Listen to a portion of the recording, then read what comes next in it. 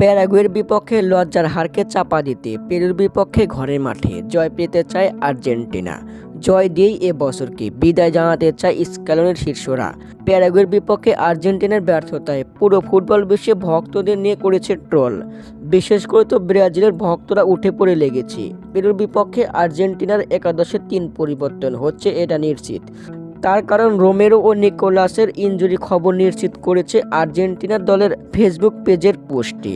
পেরুর বিপক্ষে 2 ডিফেন্ডারকে পাচ্ছে না আর্জেন্টিনা, নাহুয়েল মোলিনা ও ক্রিস্টিয়ানো রোমেরো। এছাড়াও শঙ্কায় পড়েছে নিকোলাস তালিয়াফিকোকে নিয়েও।